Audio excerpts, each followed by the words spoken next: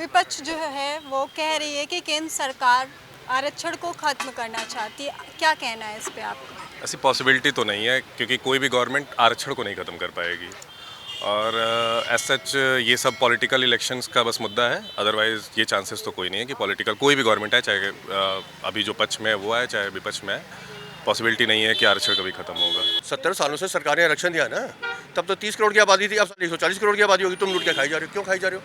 क्योंकि तुम्हें हराम मुंह लग गया, हराम की रोटी मिल रही है, तो मैं कटोरा लेके बैठ जाऊँ, खाई जाऊँगा। मेहनत क्यों नहीं करूँगा मैं? ये पाकिस्तान थोड़ी है कि यहाँ से खैरात दे दो, वहाँ से कटोरा लेके पहुँच गए। ये काम नहीं होगा हमारे देश में। कांग्रेस की तरफ से ऐसा कहा था, जो उन्होंने पीछे आ रहा है, काफ़ी सोशल मीडिया में आ रहा है कि हम दे के मुसलमानों को दे देंगे। जैसे आजकल वो भी हो चल रहा है मनमोहन सिंह का, कि हमने सारा पहला हक उनका। क्यों उनका हक है पहला? हमारा हक नहीं है, हम मेजोरिटी हैं, हमारा हक कोई नहीं है। हमारे बच्चे गरीब हैं, हम कमाएं, हम 10 बच्चे वो खा जाएं। आरक्षण हटाना जैसा कि सूर्या ने बोला तो वो तो पॉसिबल नहीं है क्योंकि ये पॉलिटिकल गेमिंग होता है। वट एवर लाइक पीपल जो गवर्नमेंट में बैठे हुए हैं तो उनके एंगल से अगर विपक्ष को बोलना है तो वो कुछ ना कुछ बोलेंगे।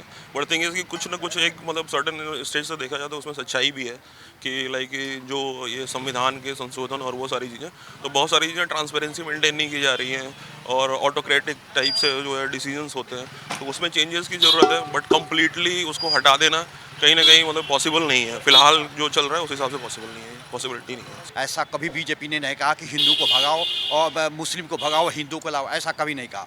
ठीक है, सबको बोला हाँ ये जरूर है कि हिंदुस्तान में रहते हो तो हिंदुस्तानी जैसे रहो। ठीक है, बाकी ये नहीं कि ऐसा कभी नहीं कहा कि मुसलमान को भगा दो, मुसलमान को आरक्षण नहीं मिलेगा, हिंदू को आरक्षण नहीं मिलेगा। ऐसा कोई आरक्षण के मुद्दे पर ऐसा कोई बातचीत नहीं है। उनकी में एक ही नीति है, सबका साथ सबका विकास, राष्ट्र हित के लिए सब आदमी काम करो, हम लोग करेंगे। आरक्षण एक बहुत ही क्रिटिकल मुद्दा है और इस देश में मैं देख रहा हूँ पिछले जब से हमें स्वाधीनता मिली है तब से तो आरक्षण चल ही रहा है। तो ऑलमोस्ट आपको 70-80 साल हो गए, तो हो सकता है 100 साल और करना पड़ेगा। देखिए, हमेशा टैलेंट इज़ इम्पॉर्टेंट। जो टैलेंट होता है ह्यूमन का वही काम आता है और वही देश को प्रगति की ओर लेके जाता है। तो टैलेंट को रिस्पेक्ट मिलना चाहिए।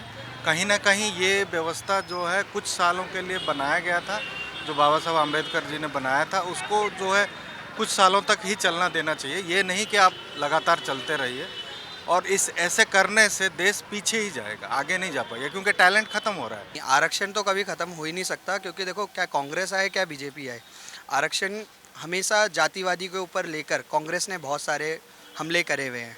हर जगह पे हमले हुए हैं, क्या वो यूपी हो क्या वो दिल्ली हो। ठीक है, मैं दिल्ली में और यूपी के उस पर मैं सिर्फ एक चीज़ बोलना चाहूँगा, कांग्रेस के राज में सिर्फ एक चीज़ अच्छी थी कि गवर्नमेंट जॉब्स के लिए काफ़ी वैकेंसीज निकलती थी। बीजेपी की राज में सब कुछ सारा कुछ कॉन्ट्रैक्ट बेस हो चुका है। जब से कॉन्ट्रैक्ट बेस हो चुका है तब से लोगों की जो नौकरीज़ हैं, जो भी एम्प्लॉयमेंट्स हैं, वो कम हो चुकी है। क्या लगता है कि अभी जिस तरह से चुनावी माहौल चल रहा है और लगता है कि आरक्षण खत्म हो जाएगा?